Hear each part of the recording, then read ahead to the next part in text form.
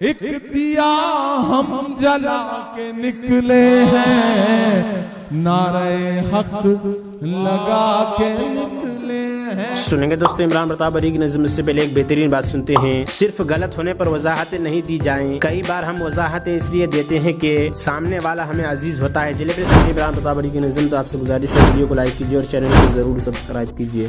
ظلم کی رات سے نہیں ڈرتے، سخت حالات سے نہیں ڈرتے، تم کو تاریخ یہ بتا دے گی،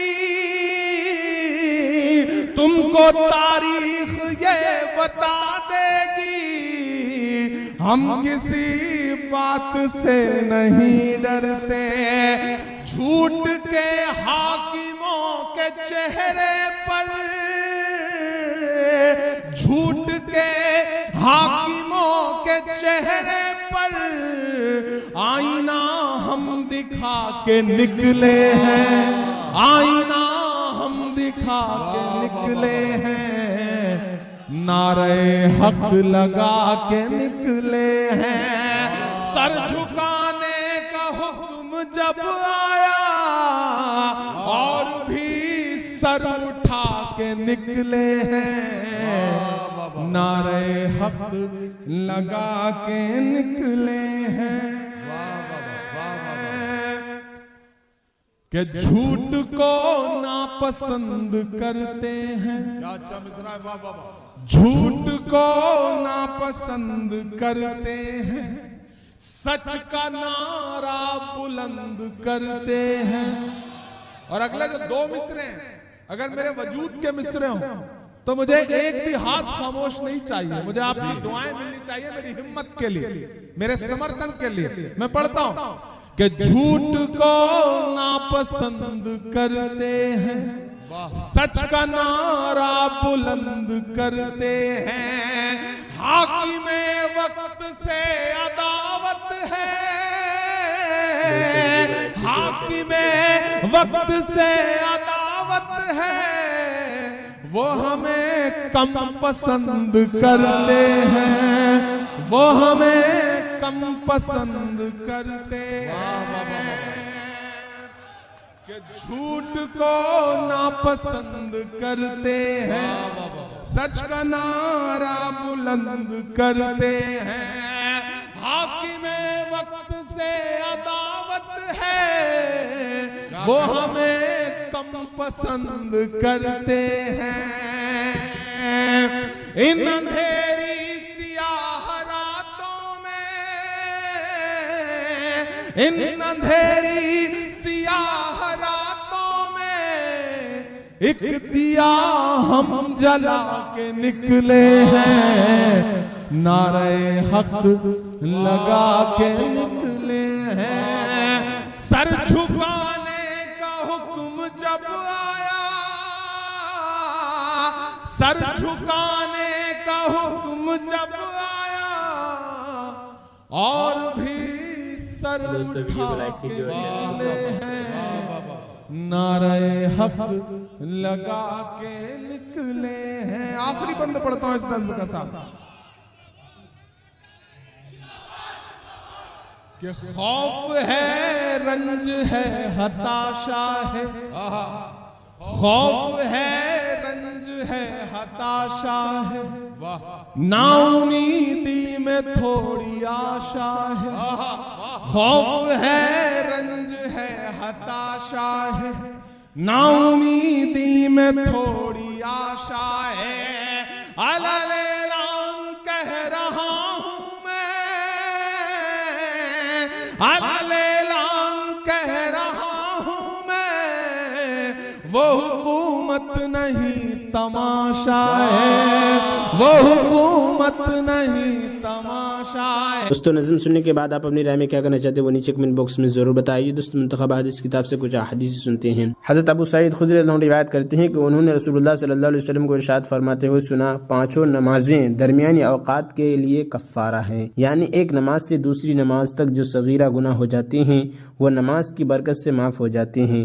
اس کے بعد نبی کریم صلی اللہ علیہ وسلم نے ارشاد فرمایا، اس شخص کا کوئی کارخانہ ہے جس میں وہ کچھ کاروبار کرتا ہے، اس کے کارخانہ اور مکان کے درمیان 5 نہریں پڑتی ہے۔ جب وہ کارخانہ میں کام کرتا ہے تو اس کے بدن پر میل لگ جاتا ہے یا اسے پسینہ آ جاتا ہے، پھر گھر جاتے ہوئے ہر نہر پر غسل کرتا ہوا جاتا ہے۔ اس بار بار غسل کرنے سے اس کے جسم پر میل نہیں رہتا۔ یہی حال نماز کا ہے۔ جب بھی کوئی گناہ کر لیتا ہے تو دعا و استغفار سے اللہ تعالیٰ نماز سے پہلے کے تمام گناہوں کو معاف فرما دیتے ہیں۔ حضرت عبادہ بن صامت رضی اللہ عنہ روایت فرماتے ہیں کہ میں نے رسول اللہ صلی اللہ علیہ وسلم کو ارشاد فرماتے ہوئے سنا، اللہ تعالیٰ نے 5 نمازیں فرض فرمائی ہے۔ جو شخص ان نمازوں کے لیے اچھی طرح وضو کرتا ہے، انہیں مستحبت وقت میں ادا کرتا ہے، رکوع سجدہ اطمینان کے ساتھ کرتا ہے اور پورے خشوع سے پڑھتا ہے، تو اللہ تعالیٰ کا وعدہ ہے کہ اس کی ضرور مغفرت فرمائیں گے۔ اور جو شخص ان نمازوں کو وقت پر ادا نہیں کرتا اور نہ ہی خشوع سے پڑھتا ہے تو اس سے مغفرت کا کوئی وعدہ نہیں، چاہے مغفرت فرمائے چاہے عذاب دے۔ حضرت ابو امامہ رضی اللہ عنہ روایت کرتے ہیں کہ نبی کریم صلی اللہ علیہ وسلم خیبر سے واپس تشریف لائے۔ آپ صلی اللہ علیہ وسلم کے ساتھ 2 غلام تھے۔ حضرت علی رضی اللہ عنہ نے عرض کیا، یا رسول اللہ، ہمیں خدمت کے لیے کوئی خادم دے دیجیے۔ آپ صلی اللہ علیہ وسلم نے ارشاد فرمایا، ان دونوں میں سے جو چاہو لے لو۔ انہوں نے عرض کیا، آپ ہی پسند فرما دیں۔ نبی کریم صلی اللہ علیہ وسلم نے ان میں سے ایک کی طرف اشارہ کر کے فرمایا، اس کو لے لو لیکن اس کو مارنا نہیں، کیونکہ خیبر سے واپسی پر میں نے اس کو نماز پڑھتے دیکھا ہے اور مجھے نمازیوں کو مارنے سے منع کیا گیا ہے۔ حضرت انس بن مالک رضی اللہ عنہ روایت کرتے ہیں کہ رسول اللہ صلی اللہ علیہ وسلم نے ارشاد فرمایا، بنجا جب اپنی قبر میں رکھ دیا جاتا ہے اور اس کے ساتھی یعنی اس کے جنازے کے ساتھ آنے والے واپس چل دیتے ہیں اور ابھی وہ اتنے قریب ہوتے ہیں کہ ان کی جوتیوں کی آواز وہ سن رہا ہوتا ہے، اتنے میں اس کے پاس 2 فرشتے آتے ہیں، وہ اس کو بٹھاتے ہیں، پھر اس سے پوچھتے ہیں، تم اس شخص محمد صلی اللہ علیہ وسلم کے بارے میں کیا کہتے تھے؟ جو مومن ہوتا ہے وہ کہتا ہے، میں گواہی دیتا ہوں کہ وہ اللہ تعالیٰ کے بندے اور اس کے رسول ہیں۔ یہ جواب سن کر اس سے کہا جاتا ہے کہ ایمان نہ لانے کی وجہ سے دوزخ میں جو تمہاری جگہ ہوتی اس کو دیکھ لو، اب اللہ تعالیٰ نے اس کے بدلے تمہیں جنت میں جگہ دی ہے۔ دوزخ اور جنت کے دونوں مقام اس کے سامنے کر دیے جاتے ہیں، چنانچہ وہ دونوں کو ایک ساتھ دیکھتا ہے، اور جو منافق اور کافر ہوتا ہے تو اسی طرح مرنے کے بعد اس سے بھی رسول اللہ صلی اللہ علیہ وسلم کے بارے میں پوچھا جاتا ہے کہ اس شخص کے بارے میں تم کیا کہتے تھے؟ وہ منافق اور کافر کہتا ہے کہ میں اس کے بارے میں خود تو کچھ نہیں جانتا، دوسرے لوگ جو کہا کرتے تھے وہی میں بھی کہتا تھا۔ اس کے اس جواب پر اس کو کہا جاتا ہے کہ تو نے نہ تو خود جانا اور نہ ہی جاننے والوں کی پیروی کی۔ پھر سزا کے طور پر لوہے کے ہتھوڑے سے اس کو مارا جاتا ہے، جس سے وہ اس طرح چیختا ہے کہ انسان و جنات کے علاوہ اس کے آس پاس کی ہر چیز اس کا چیخنا سنتی ہے۔ حضرت انس رضی اللہ عنہ روایت کرتے ہیں کہ رسول اللہ صلی اللہ علیہ وسلم نے ارشاد فرمایا، قیامت اس وقت تک نہیں آئے گی جب تک کہ ایسا برا وقت نہ آ جائے کہ دنیا میں اللہ اللہ بالکل نہ کہا جائے۔ ایک اور حدیث میں اس طرح ہے کہ کسی ایسے شخص کے ہوتے ہوئے قیامت قائم نہیں ہوگی جو اللہ اللہ کہتا ہو۔ فائدہ مطلب یہ ہے کہ قیامت اس وقت تک آئے گی جب دنیا اللہ تعالیٰ کی یاد سے بالکل ہی خالی ہو جائے۔ اس حدیث کا یہ مطلب بھی بیان کیا گیا ہے کہ قیامت اس وقت تک قائم نہیں ہوگی جب تک کہ دنیا میں ایک ایسا شخص موجود ہو جو یہ کہتا ہو، لوگو اللہ تعالیٰ سے ڈرو، اللہ تعالیٰ کی بندگی کرو۔